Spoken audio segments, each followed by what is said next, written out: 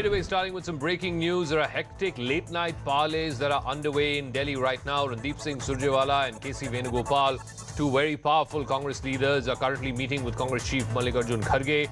Randeep Surjewala, remember, is the party General Secretary in charge of Karnataka. And of course, KC Venugopal is the Organization General Secretary. Mr. Surjewala, we're given to understand, will also be meeting separately with DK Shivakumar at this late hour. So clearly, hectic parleys are going on even at this 11th hour here in Delhi, in a bid to try and convince DK Shivakumar to accept this 50-50 formula.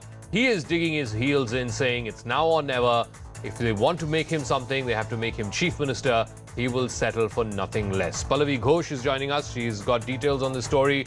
Harish Upadhyay will also be joining us from Bengaluru. But Pallavi, just walk us through, this compromise formula and why DK Shivakumar is not willing to settle for this compromise formula. So what DK Shivakumar's argument is very simple, that I'm no less than Siddaramaiah. At a time after Lok Sabha elections, when the Congress party's performance was extremely poor in Karnataka, he was made the Congress chief, and according to him and his supporters, he's built the party bit by bit. He's made it cohesive, and in fact, the success story of the Congress party also needs to be attributed to him. So he feels that for the sake of himself, for the sake of his supporters, he should at least not come across if any compromise or stepping down. And therefore, I'm happy to continue as the state Congress president, but there's just no question of me blinking and either becoming a deputy CM or becoming a part of this rotation cycle, because that really doesn't mean much. And I think that's the main problem for the top Congress leadership. Who's going to budge? Who's going to blink? Who's going to listen to the high command? Because as of now, no one is listening. So what they're going to do is, next 24 hours becomes extremely critical. This is not the only round of meeting you're going to be seeing, Zaka. There are going to be several more rounds of meeting which are going to take place. Some of them are going to be very visible, some of them on working off the phones to try and ensure some kind of amicable solution comes out. I know very quickly that diktat coming in from Randeep Surjewala, where he says that disciplinary action will be taken against any leader who makes any out-of-line comment. Essentially, this is a kind of a damage control, because we were seeing scenes outside 10 Janpath, even as inside DK Shivakumar was huddled in a meeting with Rahul Gandhi. Very curt message going across from the Congress top leadership. Enough is enough. Give us 24 hours. We're going to try and find a solution. All right, Pallavi, but what is the leverage that DK Shivakumar has to try and dig his heels in? He's been in Delhi for the last couple of days. For the last 3 days, the Congress has not been able to figure out some kind of a middle ground between these two competing individuals. What is giving him the confidence that he can hold out for so long? At some point, the High Command is going to say that this has been going on for far too long. This is a bad look on the Congress party after that historic mandate. This is as much as what we can give you, DK. What then happens? But we also have to understand the larger picture of the Congress party. And the larger picture is that Congress is, facing a lot of people who are leaving them. And many of those who leave complain about the fact that, they have never been given their due. I think Congress is smarting under that. We are also seeing what is happening in Rajasthan. And someone like a DK Shivakumar, who goes back to times of, say, Ahmed Patel, who actually saved the prestige of Sonia Gandhi by ensuring that her political secretary won the elections. I think there's a factor of loyalty which comes in. There's a factor of payback which comes in. And that perhaps best explains why the Congress party, particularly top leadership, doesn't want to take DK Shivakumar for granted and at least send out a message to its cadre in an election year that you mean a lot. Those who stay by the party mean a lot. I think DK Shivakumar epitomizes the loyalty factor, and therefore it's very difficult for the Congress party to completely ignore him. Okay, let me also get a word in from Harish Upadhyay, who's joining us from Bengaluru. On the other side, on the Siddaramaiah camp, clearly he is by far the more popular leader. Survey after survey is showing that. And of course, the Congress's historic mandate, one big reason for that was the consolidation of the backward caste. And he is seen, for whatever it's worth, as some kind of a backward classes hero. But if he were not to be given the top job, would the Congress risk finding itself in a similar situation that the BJP did with the retiring of Yediyurappa? All said and done, you can spin it whichever way you want. The fact is that the Lingayat vote did split, and a big part of that was because not many of them liked the way that Yediyurappa, the chief ministership, was taken away from him. So does the Congress risk doing that same thing with Siddaramaiah? Well, absolutely. Let's remember Siddaramaiah is someone who's quit the JDS and come to the Congress in 2006. He's not someone who's perhaps as sober or as mellow down as somebody like B.S. Yediyurappa. He's even more aggressive, and he will not sit quiet if DK Shivakumar becomes the Chief Minister. He will ensure the party suffers the damage in 2024 Lok Sabha election. Remember, even when that government was formed between Congress and JDS, he was unhappy about it, and we constantly saw that he became an alternate power center. Some of his MLAs were rallying around him. That really created a lot of trouble for that coalition government and H.D. Kumaraswamy. But if you look at some of the senior leaders here, Zaka, in Karnataka, they are pointing out that Siddaramaiah has been in the Congress for the last 17 years, out of which 14 years he's enjoyed power. 9 years as leader of opposition and then 5 years as the chief minister. They are saying he's got everything. For the short time that he has spent with the Congress party, he's got everything. He hasn't worked for the organization as well, and they are now pitching for somebody from within the party, a loyalist, to become the chief minister. And that is something that even DK quickly realized, and that's perhaps one of the main reasons why he offered Mallikarjun Kharge, saying that if Kharge comes back to Karnataka and becomes the chief minister, he would step aside. He'd be more than happy for that.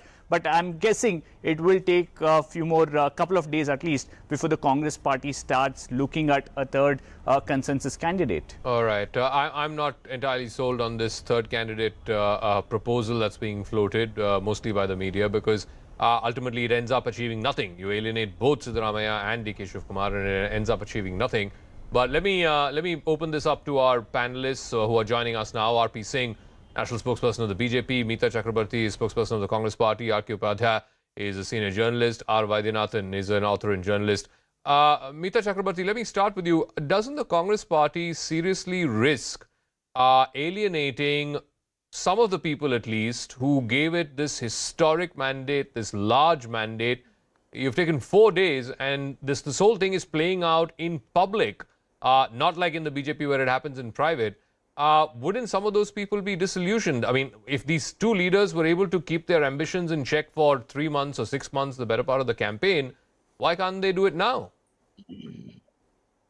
Well, good evening to all your viewers, and the answer is clearly no. If you look at our history, or even the history of some of the recent state elections, in 2017, when there was an election in UP, and there were 3 contenders, I think Manoj Sinha, Kesab Maurya, and Mr. Yogi. And it took more than 7 days to come to a consensus and to come to a decision. And after that, Mr. Yogi was sworn in as the Chief Minister of Uttar Pradesh. As recently as in 2021, if you look at the state assembly elections of Assam, a very similar thing happened. There was a delay of 8 days because there was this conflict between Hemant Biswa Sharma and Mr. Sonowal. And I think it took about 7 to 8 days before a consensus could be arrived. And after that, Hemant Biswa Sharma was sworn in. And it has been what, like 3 or 4 days after the election results were out in Karnataka? So we have had instances of 7 to 8 days in choosing of the CM. And while I am not trying to make a comment on their internal process, I think this entire frenzy in sections of media and this frenzy being artificially created by the opposition, which is the BJP in this case, is completely uncalled for. We have a democratic process within our political party. I don't think this is being created by the media. It is playing out in the full public glare, in the media glare. The media can't, walk away from a story when the story is playing in the public domain. Of course. But having said that, let me ask R.P. Singh the point that you made. R.P. Singh, the point is... Can I just complete the point? Yeah, I've heard you. Let me ask the question that you asked about how, in the case of Yogi Adityanath, the BJP took 7 days. In the case of Himanta Biswa Sarma, you took 8 days. Why are you begrudging, R.P. Singh, the Congress, for taking 3 or 4 days? After all, it's a big state, it's a historic mandate. They will take their time to arrive at a consensus chief minister. Well, we have no problem. They can take another probably few months also to decide their chief minister. But Zaka, please ask your backup team to search through. Was there any noise in the media or anywhere else that, or there were any leg pulling or any sort of another level of tug of war going on between the CM candidates like is going on here in Karnataka? One. Secondly, parallelly you are missing on one thing, which is that what's happening in Rajasthan today. I mean, what happened in Rajasthan a few years back, and the people of Rajasthan have suffered because of that, and exactly the same is being repeated in Karnataka today. Sachin Pilot was in race. He was not made the chief minister. He was with the deputy chief minister. The promise of rotation, or probably of, that after 3 years he will get the term, but that didn't happen. And now what we've seen, how the law and order has collapsed, how things have collapsed, and administration has collapsed in Rajasthan. So our concern is the same in Karnataka also. I mean, God bless them, they can take their time as much they want to, but ultimately it's the people of Karnataka who are going to suffer because of the tug of war going on between the leaders of the Congress party, whether it's Shivakumar, whether it is Siddaramaiah, or whether it is Mr. Khadikul himself. Okay, R.K. Upadhyay, you know, this whole thing about a third candidate, Mr. Kharge or Mr. Parmeshwara, whoever it is, how much do you lend credence to that? Because like I said a moment ago, it ends up alienating both Mr. Siddaramaiah and Mr. Shivakumar. I'm not sure what purpose is achieved by that. Have things got to a point where neither party can be placated, neither party can be sort of enthused, even if he were to lose the chief ministership, something else is given in return? Because this third candidate business, it's been floating around for a couple of days now. How much, how real is the possibility of a third candidate, a surprise candidate? No, I don't think that is possible, because these are the two principal, actors who won this election for Karnataka, and there's no third person who has won this election. If at all some role has been played, it is by Mr. Mallikarjun Kharge, giving a helping hand as a Congress president. And if you're talking about people like M.B. Patil or Parameshwar, they had a little role in these elections. So to make them as a third candidate or a possible compromise candidate, I think it will be turning the whole exercise into a farce. And it won't happen, because these two have really worked really hard to bring Congress, to this level where they got 135 seats. So between these two, who would you choose between these two? See, it's very difficult, and I think they should have made this decision at least a week before, when they had a sense that Congress was getting a majority. I'm sure they knew that they were getting a majority, or at least when these observers were sent to Bengaluru, and they meticulously took the opinion of each and every legislator till 2 a.m. They took the and then what did they do with that? With all the information that they had. No, the information there was very clear, Mr. Upadhyay. The MLAs very clearly, overwhelmingly voted or were in favor of Mr. Siddaramaiah. But clearly that's not the only yardstick the High Command wants to go by. No, but see, by dragging the whole thing to Delhi and making a spectacle of it here, what is that you have achieved? I think they've made made Karnataka into a farce now. Okay. Because you have the media glare, every single meeting of, whichever leader is meeting, whichever leader is being covered, and people are speculating on what's happening. And the fact that the Siddaramaiah group went to town this morning saying that he has been selected, and in Bangalore, the preparations began for swearing in. This all, I think, must have embarrassed the Congress party. Oh, absolutely. How did they allow today you had celebrations outside Siddaramaiah's house. You had protesters outside 10 Janpad. I mean, that's absolutely embarrassing. When you have protesters outside the house of the former Congress president. I mean, that's absolutely embarrassing, because that's the point, Meeta Chakrabarti, that all the panelists are making. The BJP has also taken its time in choosing its chief ministers, not like this publicly. Not like this publicly. Allow me to rebut to that. Congress is my party, and Congress is like my mother. These are not my words. These are words spoken by D.K. Shivakumar, and give me 30 seconds or 1 minute of uninterrupted time, please. So both Siddaramaiah and Mr.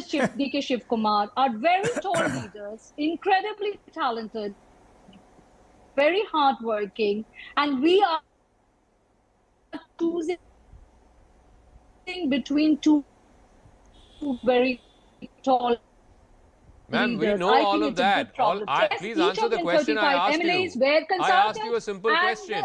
I'm asking you a very simple question. They may be tall leaders, they may be indefatigable leaders, but why are you allowing this dirty linen to be played out in public? That's the question I'm asking. After getting... So I have a problem when you say dirty linen, because, sir, answer me very simply. When someone says Congress is like my mother, there is no question of blackmailing or backstabbing. Does it seem like dirty linen Can I being answer washed that? in public? Ma'am, for the I don't last think 3 so. days, this Can you please is quote playing one out in single front of the statement that Mr. cameras. Siddaramaiah You are just- okay so with we that? are taking our own time. Congress We party are is taking okay what is with. being played out. No, What is please being take, played ma'am, out? ma'am, you're missing the That point. we are- Ma'am, if you can calm down and hear me for 10 seconds. Nobody has a problem with you taking Sure. 5 days or 10 days or even a month. The problem is it's Having all meetings. happening in front of the cameras. People are coming What is out and happening making in statements in front of the cameras. Laddus are being given in front of the Okay, you've cameras. asked me something. Please allow Firecrackers are me- being burst in front of the cameras. Please Why is allow all me this to happening in the respond to public that. domain? Okay. So, there's nothing wrong Zaka, in celebration. Now, please allow me to answer. What is happening? There is consultation that is happening. We have got a decisive mandate and we are committed. Okay, I apologize for the bad audio The with welfare of our the- Congress guest. We'll try and fix it in a moment and then get her back on. But I believe Mr. Vaidyanathan is also staying with us. What I want to know is a very simple question, Mr. Vaidyanathan. In the normal course of things, if a leader gets the support of the majority of MLAs, then automatically he or she lays claim to become the leader of the legislature party, and in this case, because it's the winning party, the chief minister. Why is that simple rule not good enough in this case? Mr. Vaidyanathan, yeah. Yeah, thank you very much, Jaka. One minor or important clarification. I am neither a senior nor a journalist. Okay. I am a professor. Sorry about that, yeah. But so I have been indicated a senior journalist. I don't know whether to take it as a plus side or minus side. Anyhow, let it be. It's usually a aside. negative, don't worry, but go on. I don't. Given the complexities of today's media criticism and other thing. Anyhow, I am a professor. I would say that this is not uncommon for any of the political parties, whether it is BJP or whether it is SP, or in some places it is done inside the room in a closed wall and nobody else is. And in some places it is done outside. That's all. And I would rather say that this is a good thing, because after the swearing of the chief minister, the dissidence activity should not start. Karnataka Congress is very well known for that. From the time of, I am talking about Devarajars, Bangarappa, Gundrao, every time, whenever swearing in take place, next day the dissidents group start and they come to High Command, Delhi, in order to represent, and this goes on. And this is, this is not uncommon in any political party in India. Let me make it very clear. Except, as you rightly say, this happens before the cameras. Congress is maybe, much more lenient and democratic compared to others, possibly. As far as the other issue, what you raised is whether the legislature party majority is the one which should be, deciding the. That's a very correct observation, and it is as it should be. But the issue is, in our context, many a time, the legislature party majority may not necessarily reflect the party's influence and party's what one can call popularity of the individual. Okay. As I think, if I remember correctly, the earlier Ghosh, Pallavi Ghosh also mentioned, I think, many people feel that, Siddaramaiah joined in 2006 and then he had been chief minister for 5 years, and, this is our Indian way of looking at it. Why can't you give the other man a chance? Okay. There is nothing. And he is not, as correctly pointed out by the Congress representative, Mita Chakraborty, he is a very, if you can use the word, super loyalist actually. He has been, facilitating the entire Congress things for so many years. Gujarat MLAs came to Bengaluru. He is the one who took care and arranged, and, then they went back that Rajya Sabha poll. And, he is the, what one can call the he-man, or what you can call the one who did things. Siddaramaiah didn't do any of those type of things, and he is known, DK Sri, for being a very active for a long period of time. So he has been, doing this, and why can't he be also rewarded? I am sure this will be sorted out in terms of, good portfolios, I'm sure one should give it to him, not just water and power and others. They are not. I think prime portfolios. the problem was that portfolios were, at least as a proposal, put forth to him. Deputy Chief Ministership was put forth to him. And I believe one of the proposals by the High Command was also a rotational Chief Ministership. But he has refused to accept any of this. He says it's either Chief Minister or he will just continue as a simple MLA.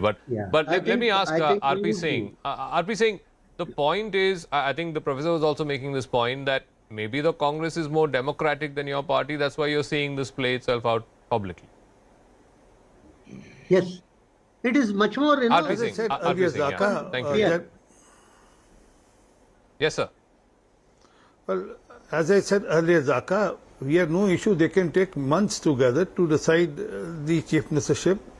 The problem is that why in public, layer one, and secondly, my co-panelists from Congress have been saying that Mr. Shivakumar has been announcing that Congress is my mother and I won't do anything against my mother. Well, so did Mr. Sachin Pilot. And later on, Sachin Pilot was accused of the coup, and to this extent that when he came to Delhi, that he was accused that he's hobnobbing with BJP, and then he has already done some deal with BJP, although nothing of that sort happened. And then he went back, and then he was accommodated, and his deputy CM-ship went, and then now he's raising question against his own government on corruption. So these are the concern. I mean, tomorrow again, I mean, Karnataka will suffer the same way Rajasthan is suffering, or the same way Punjab suffered, for that example, where Sidhu and Captain and Channi fiasco happened, or where even the Chhattisgarh is suffering today, or the way Madhya Pradesh suffered, and later on they came and joined us, joined hand with BJP to give a stable government. So, Meeta Chakrabarti, please hear my question. I appreciate if you answer my question, at least try to. The problem is that the credibility of the High Command, especially after Sachin Pilot episode and especially after T.S. Singhvio episode, when the High Command says, okay, let's go with rotational chief ministership, why should a D.K. Shivakumar believe that? He can turn around and say, you know, you're making a Sachin Pilot out of me. Okay, I'll try to answer your query with whatever information I am in a position to give out in public domain. First of all, about Rajasthan, I think we are about to complete 5 years there. So a very stable government, a very pro-poor government, a very pro-people government. And we are very confident of doing well. Towards the end of this year, there's election in Rajasthan, Madhya Pradesh, Chhattisgarh, and Telangana. And we are very confident of very good electoral results in all these states. That's number one. Number two, coming back to Karnataka, people have given a huge mandate in favor of Congress, thinking about the government that they have, the 5-year, very stable, progressive government of between 2013 and 2018. And bear in mind, in 2018 election, though we lost the election in terms of number of seats, we actually got more votes. Our vote share was 38% as compared to 36% of vote share of BJP. So more number of people opted for Congress despite having Congress government for 5 years. It showed how well Siddaramaiah ji had governed during those 5 years along with the Congress cabinet. Here also, and hear me out, we are in a process of deliberation. We do have democratic processes in place, and we are trying to give the best possible formation and the best possible cabinet to the people of Karnataka to ensure a stable, progressive, pro-people government for 5 years that is going to give all the 5 guarantees that we have promised in our manifesto. RK Upadhyay, you've heard from the Congress spokesperson. I'm not sure all of this adds up in the public domain, because people are smart. People are seeing what is happening in front of the cameras. But anyway, RK Upadhyay, you want to make a point. Trust me on that. Yeah. One important point. One second, sir. I'll come to you. RK Upadhyay first, please. Karnataka and Rajasthan. RK Upadhyay first, please. Thank you. Thank you. Yeah. Yes, Mr. Upadhyay. You know, I think the major problem here is a weak president at the Congress party. The Gandhis have not really given up the power, and he has to every time look behind his shoulders to see, to get an approval for whatever decision that he takes. I think that is one of the major reasons why this has dragged on for so long. Left to himself, I'm sure Mr. Kharge would have taken a decision by now. No, Now, but he has Mr. to Upadhyay, consult once again, Rahul Gandhi. we are He has to hearing consult the Sonia opposite. Gandhi. We are hearing the opposite, that Mr. Kharge is perhaps, I don't know what the history there is between him and Mr. Siddaramaiah. He's not particularly well disposed to Mr. Siddaramaiah, and it is actually Rahul Gandhi who's pushing for Siddaramaiah. We are hearing the exact opposite. No, I think the point is, if that is the case, then he would make a decision.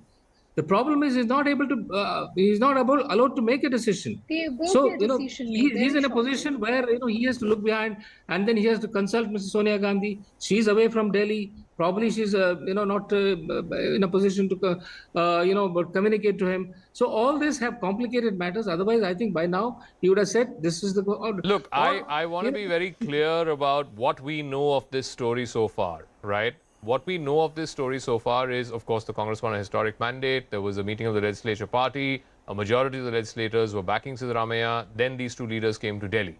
And in Delhi, what we are given to understand is that Rahul Gandhi is very keen that Siddaramaiah becomes the chief minister, because he believes that the Ahinda vote is what propelled this victory for the Congress. He also believes that Mr. Siddaramaiah is a good administrator. But if you look at it, all his public statements, DK Shivakumar is not talking about the numbers.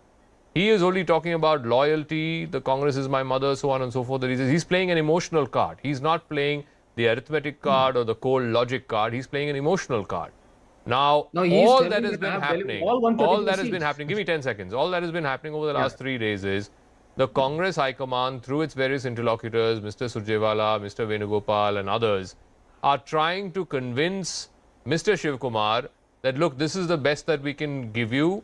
Please take it for now. Don't embarrass the party. Let's get on with the business of governance. It's a historic mandate. Let's not upturn the mandate. Let's not take away from that mandate. The people are watching.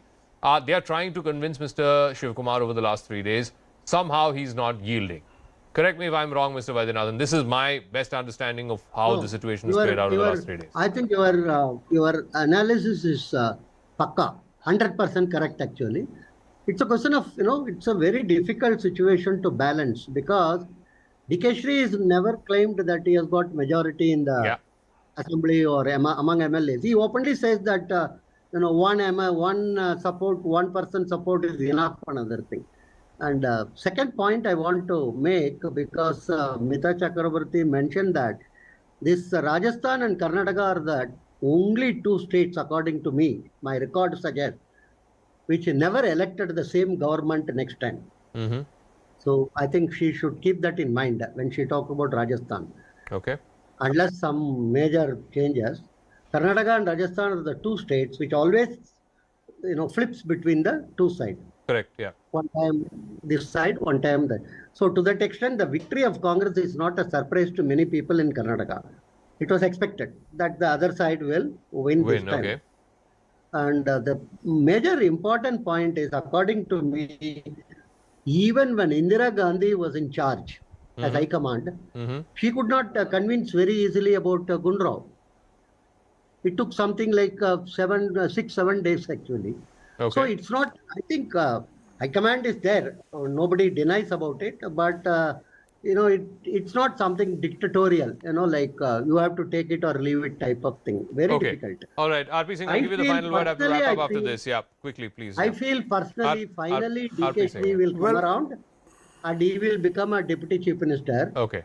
After 2 years, hoping to become, and they will give some promise. Okay, all right, RP Singh, final word. I'm going to wrap up. Yeah, thank you, sir. Should I not get the final word? Please yield, RP Singh. Yeah, that is forming the government. RP Singh. Well, this seems to be something which happened 5 years back when Mr. Kharge was in race like Mr. DK Shivakumar, and then Mr. Kharge was not made the chief minister, and then later on Siddaramaiah became the chief minister and lost the game within a year and a half, and then his MLAs ditched him, his MLAs went against him. So they want to repeat Mr. Siddaramaiah again. It's up to them to decide. Okay. Whether they want to repeat the history again is up to them to decide. So let but us we'll appreciate they should give a stable government we'll and leave it at that. the 5 I'm promises completely out made. of time. Thank you very much to RP Singh, to Mita Chakrabarti, R.K. Upadhyay, and of course to Mr. Vaidyanathan as well. Let's see. I mean, this should have been a straightforward choice between these two individuals, and I think one of the panelists said the Congress would have got wind that they are winning. They should have settled this question far, far earlier and not the very least, allow this to play out in the public fashion that it has. That, I think, is where people seem to be miffed, that despite giving such a huge and historic mandate to the Congress party, why are they not able to settle on this whole leadership question as quickly as they can? All right, we're getting a piece of breaking news now, and this has got to do with Sameer Wankhede, the former NCB officer, the man who was leading the investigation against Aryan Khan in the Cordelia Cruise case. He's now managed to get interim protection from the Delhi High Court. He will not appear before the CBI tomorrow. The Delhi High Court has granted protection to Wankhede and has directed him to move to Bombay High Court instead. Sameer Wankhede has made some sensational allegations against the then DDG of the NCB, Ganeshwar Singh. The plea is to register a cross FIR against Ganeshwar Singh. Ganeshwar Singh was the head of the NCB at that time when this drug case came to light. Let me try and go across to one of our reporters if we have. All right, Siddhant has more details on this. So Siddhant, Mr. Wankhede will not be appearing before the CBI tomorrow. Instead, he's been asked to move an application in the Bombay High Court. What else did the court say? Well, that is exactly what Sameer Wankhede's legal team is telling us, that he has managed to get protection from Delhi High Court, and perhaps in some time the order will also be uploaded on the website. Now, the court has directed him to move Bombay High Court, and in fact, he has also been given protection from any sort of a coercive action by from the federal agency. Now, Sameer Wankhede has also moved a petition in Delhi High Court, and he has made sensational charges against the team NCB, including Ganeshwar Singh, Sanjay Singh, and then the whole of NCB team for making false cases against him. Also for fixing him in an extortion related inquiry. And in fact, he also said that from day one he has kept all his senior bosses in loop. And in fact, he has also attached WhatsApp chats of senior officers during that time with him as a proof to establish that they all were kept in loop, and now they are making these baseless cases against him. So this is what Sameer Wankhede has to say on this entire case. Perhaps for the first time, Zaka, he has it's his version coming after CBI registering the case, where he has to say that he is being fixed. He is being, this is a deliberate attempt. And in fact, respondent number 5 and 6 is Ganeshwar Singh and the other senior officials of NCB. And he has made sensational allegations against him that how these two senior officers were kept in loop from day one. And now they are making this case against him. So that is what Sameer Wankhede had to say in his plea. Now he is likely to move the same plea, maybe with some changes in the Bombay High Court. Back to you. All right, we'll leave it at that. Thank you very much for joining us, Siddhant, with those details on the Sameer Wankhede case. Meanwhile, let's shift focus now. The death of a 17-year-old girl inside a madrasa in Thiruvananthapuram's Balaramapuram continues to be mired in suspicion. The girl allegedly died by suicide, but her family has accused the madrasa authorities of foul play and mental harassment. According to the police, the girl on Saturday asked her mother to come and pick her up from the madrasa. The mother of the deceased alleged that she was not allowed to meet her daughter and was later informed about her death. The madrasa said that the girl appeared depressed after coming back from the Ramzan break. The ABVP today staged a protest in Thiruvananthapuram. They're demanding a thorough investigation, want the madrasa authorities to be investigated. The BJP has also accused the police of not taking the case seriously, demanding that the madrasa authorities be hauled up. In fact, a special investigation team has been constituted to probe this matter. We are outside the Al Aman campus here. It was inside this place, in this madrasa here, where a 17-year-old was found hanging in the library inside the madrasa on 13th of this month. The family was here to see the child, and they were told that the child was found hanging. She has been studying here for the past 1 year. Now, the family has given a complaint with the Balrampuram police. A case has been registered. According to the family, she was upset right from the time she came for the Ramzan holidays. She said that a new teacher was mentally harassing her. That is what the family said in their complaint. And even on Saturday, she called the family and said that they need to take her away from this from here immediately. And by the time they came, this is what they saw. So the police have formed a special investigation team to look into this. According to police, what they're saying is that The initial post-mortem reports shows that this was death by hanging, but all aspects of this will be inquired into. What is the BJP demanding at this point? We demand to conduct a fair inquiry. Yesterday, we demand the government of Kerala to form a special investigation team for getting a transparent, fair and transparent inquiry. Because for the last so many days, we are getting information from that side that the administration and the ruling of that madrasa and that school is not transparent. The local Panchayat member, including persons, are also not permitted to enter into that premises.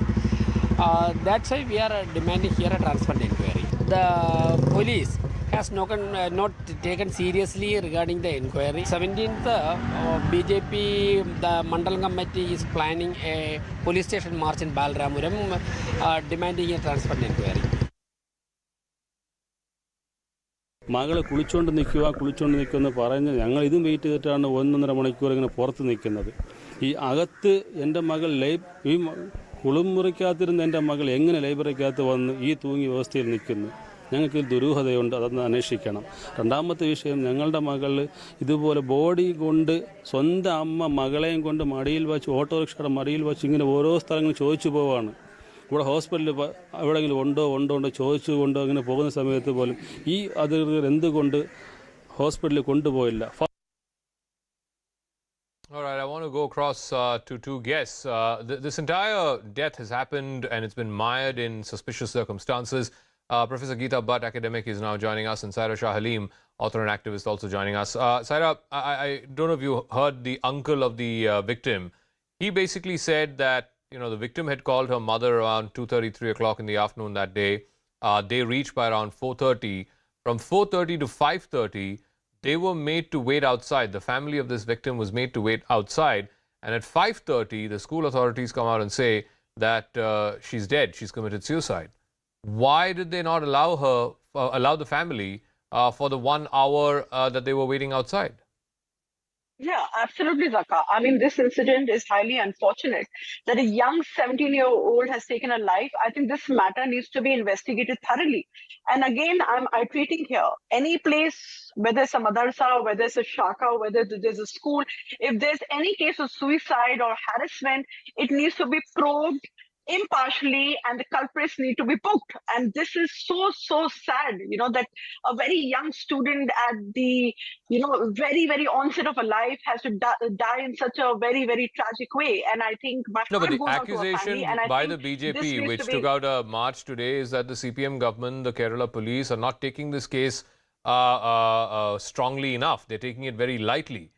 Do you believe that there is cause enough for them to take this more seriously than they are currently? See, I would say that political parties should politicize this issue, you know, because it's a very unfortunate issue. And I'm sure the government of the day in Kerala would do the due investigation and the due diligence that is required and ensure that the victim, you know, there's justice delivered to the family. But politicizing it over a very tragic event is sad. And I think that the government is responsible enough, I feel, that they would do an impartial probe. Geeta Bhatt, what the family was saying was that, when they reached there, somebody from the school basically said that the victim was taking a bath or she was taking a shower, you know, she will come out soon. And then eventually, an hour later, they discovered her body in the library. So what that relative was asking was, how is it that a person that you claimed was taking a shower, her dead body was found in the library? Yes. So there are these incidents Geeta that Bhatt, need thank to be you. stitched. Geeta Bhatt. These incidents need Saira, to be that question is to Geeta Bhatt. Thank you. Sure. Oh, sure. I think, Zaka, you know, for any parent, you know, there cannot be a misfortune worse than this, that you have to witness the last rites of your child. And that too, a death which has taken place in such unnatural circumstances, rather mired by conspiracy, where the parents, you know, they have already alleged that there is a foul play. Imagine the plight of that mother who, you know, went around looking for her daughter, and the principal was not there within the premises. Was, as per the reports, that, you know, he was not responding to the calls of the mother, and they were looking all around the premises of the school compound to find their child who had called them some time back, urgently asking them to come and pick her, which very clearly shows that there was some kind of a trouble that she was facing. There was some kind of a harassment that she was facing over there. And if the state government or the police is not looking at it, is not taking this case urgently, then I think it is really a matter of very serious concern. Isn't that what is more Also, worrying, Saira, that the victim called her mother and said, please come urgently, something is wrong. The mother reaches by 4:30. For over an hour, they are made to wait outside, and then they are told that the victim passed away. The concern here is this, that this person was already in distress. That's the message she communicated to her family. How come the school authorities were not, the madrasa authorities were not willing to allow the family to meet her of a person who's already in distress and has sent out an SOS? Yes, I think this is a very macabre way of dying, because I think no child or no young person should die in this very unfortunate way of dying by suicide. So if the parents are alleging that there was a mental harassment case, so we need to, investigate that angle as well, to collaborate the facts that are being alleged. And again, I'm iterating, whether it's a madrasa, whether it's a shakha, whether it's a school, whether it's a college, any case, any unfortunate case of ragging or indiscipline or bullying or mental harassment, everything needs to be investigated, probed, there and is an ensure allegation that's been made by the family that there was a new teacher, a teacher who was harassing this young girl. In what form we don't know, but harassing this young girl, and they had complained about this teacher to the madrasa and they did not take any action. And even today, 3 days after this incident, the FIR does not mention anyone from the school, anyone from the madrasa. Saira, that is what is more concerning.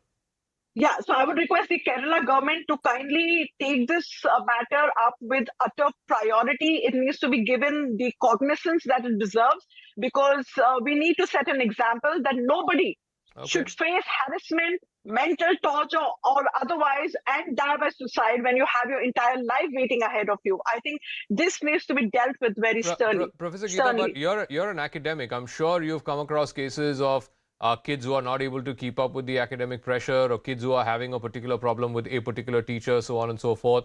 Surely there's a better way of dealing with this. Clearly the authorities in this school did not deal with it well enough. Yeah, the Geeta Bhatt, thank you. You see, Zaka, there has to be a redressal system which should be present whenever a student is facing such a problem. Now, I want to put forth 2 points over here, Zaka. First is that there is a stoic silence from the so-called women rights brigade. Here, we do not see anyone raising any complaints or trying to put pressure on the state government. As there are many such so-called women activists who time and again we see that they try to bring such kind of issues to the public in the public forum. Secondly, also we have to observe that is there any kind of a mechanism which has been put up by the state government where, as far as the other is concerned, if you look at it, Zaka, in Kerala, all the madrasas which are there, they are affiliated to private madrasa boards, and there are umpteen number of them. There is a Sunni board, there is a All India Kerala Madrasa board, and so on and so forth. But ma'am, the contention that they are making is, the contention they are making is this is part of a larger educational complex. There's a school also inside that complex. There are psychiatrists available, there are therapists available, there are helplines available. How come this person concerned did not use any of those means available? So it's unfair to blame the school authorities. That's the contention being made by the school authorities. Geeta Bhatt.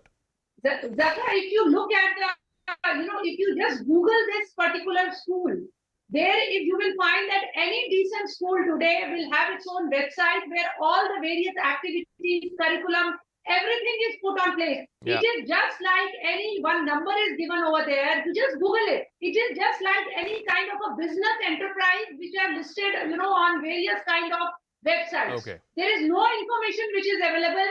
There is no data. There is no information. So one thing is very clear. It was running like, like a purely private institution.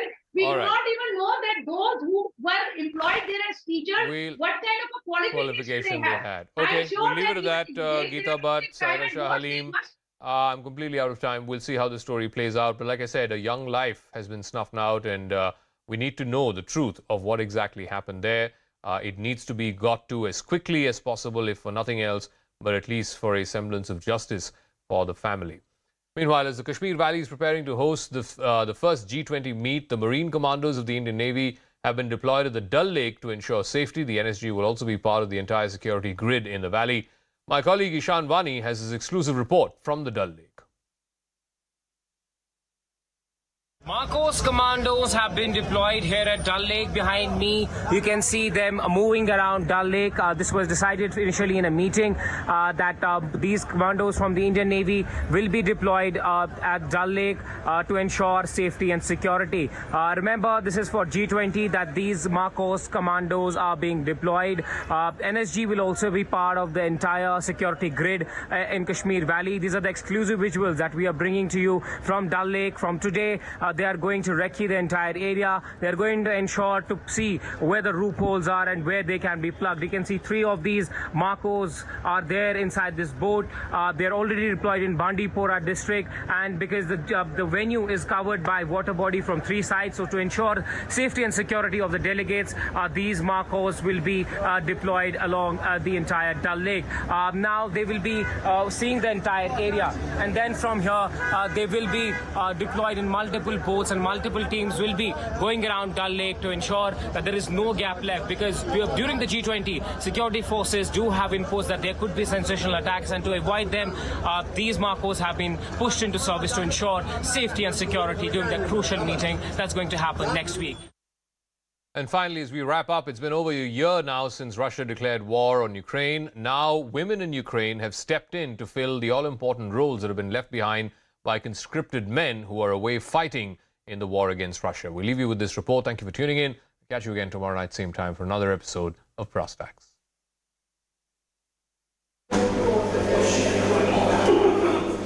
In a man's world, war is changing everything. Tatiana is at the vanguard, shattering Ukrainian coal mining history. A woman on her way to work 1,000 feet underground. It's normal, it's okay now? Yes. Yes? It's good. Is it good? You like it, huh? Yes, I like it. You wanted to be a miner? Yes. Yeah. Your family, your grandfather, your father was a miner? Yeah. She used to work above ground, but when miners got called up to fight and martial law cleared women for dangerous jobs, she jumped at a job deep in the mine. I always wanted to work here, but girls were not allowed. When many men were conscripted, the mine had to keep working. So to protect our country, the girls stepped up. She works 6-hour shifts, 3 days on, 1 day off, earns more than previously, and wants to keep her underground job when the war is over. My work is not physically difficult. I like it a lot. I would like to continue working here. In this bastion of male-dominated tradition, that may not be so easy. I think when the war is over and we will win, I think women will return about the ground and do women's jobs. Yet even Chief Engineer Alexander admits, without Tatiana and many other women, the mine could not have kept going. Around 700 of our miners got called up to fight. Our women wanted to help both the mine and the country. So far, 46 women are working under the ground now. There hasn't been a general mobilization of women, but plenty of traditional male-only workplaces are finding women stepping up and taking jobs that before the war would have only gone to men. Maria is among them, for the love of Ukraine and of her husband. I knew this theory, but the practice turned out to be a little harder. She took up his blacksmith job when he got called up to fight last year. They bought the forge together a few years earlier, invested their future in it. This is my husband's passion and his life's business. I decided to support him to keep his job alive while he is serving. She shows me a video of husband Andre working at the same anvil. Pre-war, his artwork, some Game of Thrones themed, selling in the US and Europe for hundreds of dollars. She is focusing on simpler stuff, ornate kebab skewers. I very often cry in the forge here. My husband is defending us, and that is very dangerous. But this work helps me to hold on and not fall apart. Women have been here before. Remember Rosie, the riveter, icon of women at work in World War II? She and others cracked the glass ceiling. More than a hint of Rosie in Maria, and perhaps of changes here too. It's tiring work, but it's interesting. I would like to do it when I feel like it, not when I have to do it. Maria, Tatiana, two of many who bravely stepped up. No doubt more challenges ahead.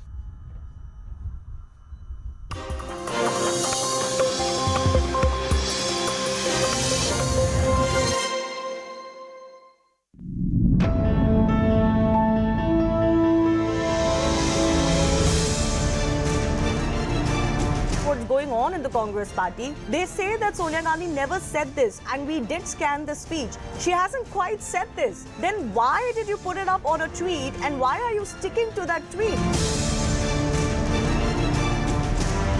There are two states, that is Madhya Pradesh and Uttar Pradesh, which have declared that this movie will be tax-free. But the criticism is only growing. And there are also likes of Jitendra Awad, who says that they should be hanged for defaming the women of Kerala.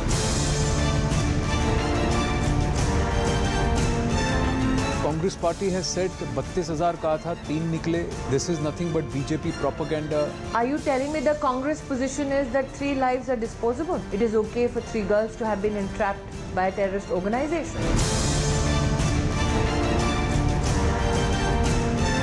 Your party workers and supporters are targeting not so much the PDM government or Shahbaz Sharif, they're actually directly targeting the army. Are you now openly challenging the authority of the army to maintain law and order on the streets of Pakistan?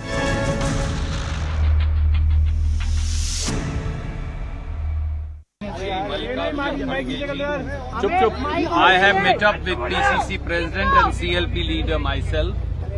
PCC President and CLP leader went and met Shri Rahul Gandhi today. They have also met the AICC President. AICC President has been authorized to appoint the new leader of the Congress Legislature Party unanimously. And that's why the deliberations are currently underway. Please do not resort to any speculation.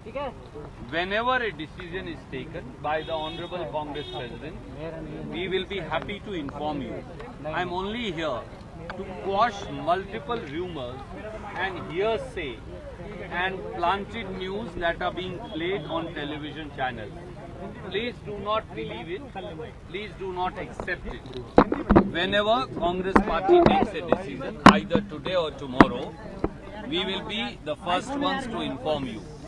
So stop showing fake cards, stop announcing fake dates, and stop listening to rumors being planted by Bharatiya Janata Party, which is frustrated by decisive defeat in Karnataka and mandate given by 6.5 crore Kannadigas to the Congress party.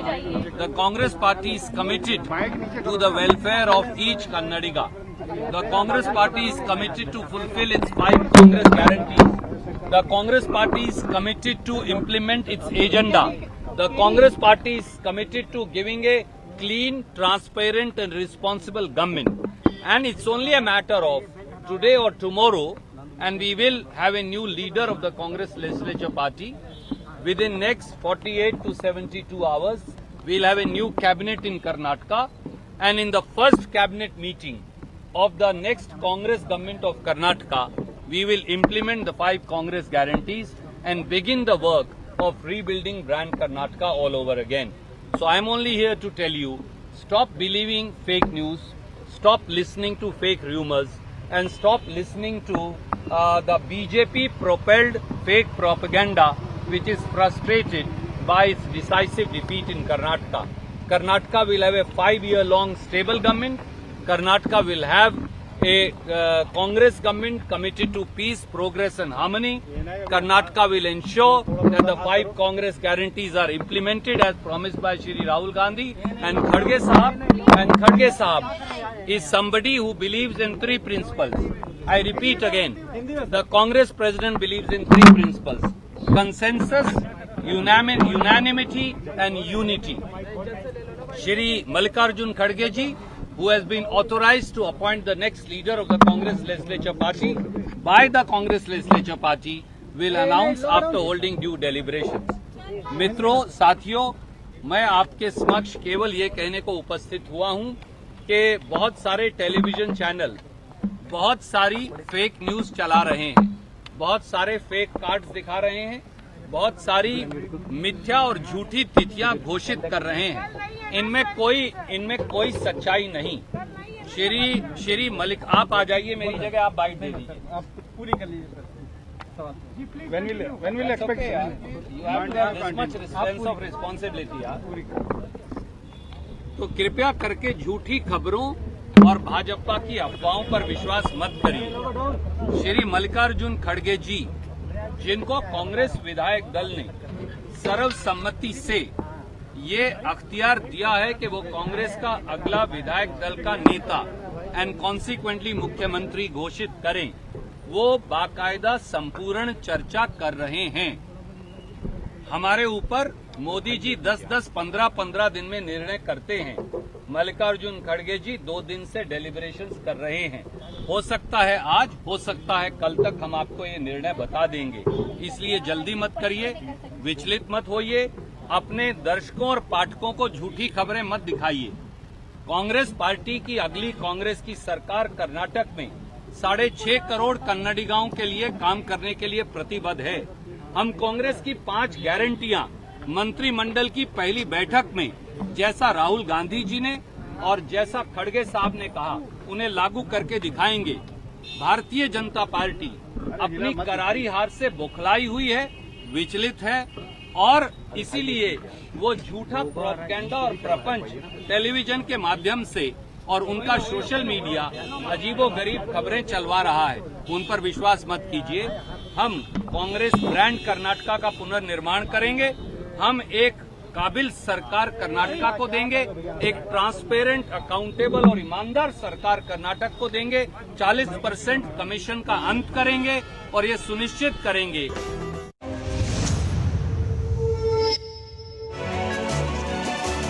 Hello, Namaskar. This is First Post and you're watching Vantage with me, Palki Sharma.